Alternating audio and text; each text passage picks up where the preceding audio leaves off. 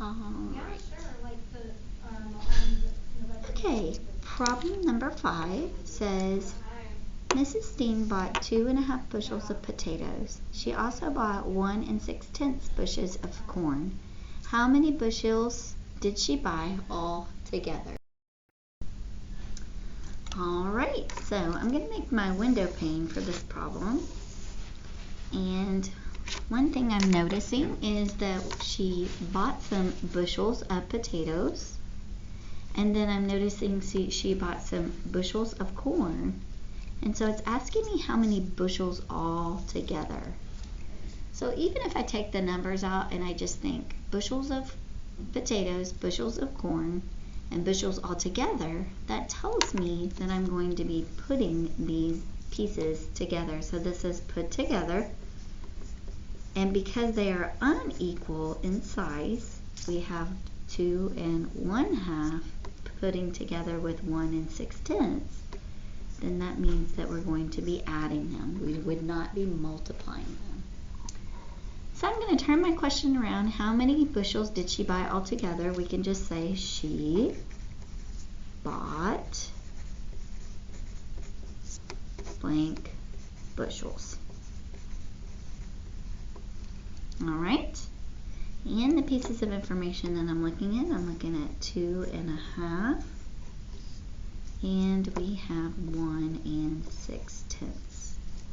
Alright, and so another name for, well, wait a minute. I'm looking at this and I'm thinking to myself, I need to make an estimate. Let's make my estimate first. So 2 1/2. If I am thinking about 2 wholes and half of another one, that's all of this, and half of this. Well, it's on its way to being 3. I'm just going to go with 3 there. If I have 1 6/10, that means I have 1 whole and almost another whole piece, because I have 1 whole, cut it in half, cut this into 5 equal pieces, so we have 5 6/10. So that's on its way to being 2 wholes. So 3 plus 2 is going to give me about 5. Now the other thing I'm noticing is that we have decimals here. And I don't know about you, but decimals are way easier to think about than fractions because I don't have to find common denominators. So I'm actually going to take this fraction value and think about, well, what is half equal to? And if you're thinking in your head that half is equal to 0.5, then I agree. So I'm going to write 2 5/10. And what I know about that is now that I have decimals, I could simply just go over here and I can line up my decimals and I can add this together.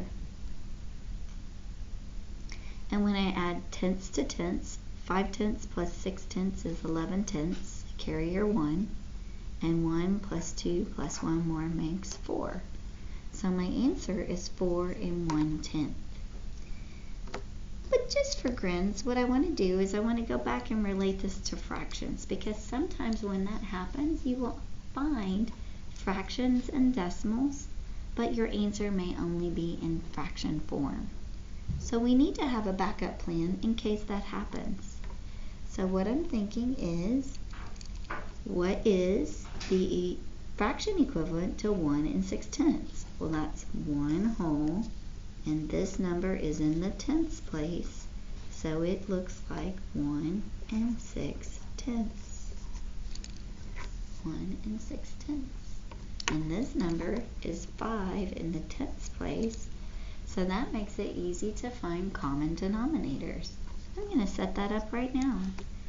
2 5/10 plus 1 6/10. Now that I have common denominators, I can put 5 plus 6 together to get 11/10, and 2 plus 1 is 3. But now I've got an improper fraction. So I have to think to myself, how many groups of 10 are in the number 11? And that's right, that's enough to make another whole group.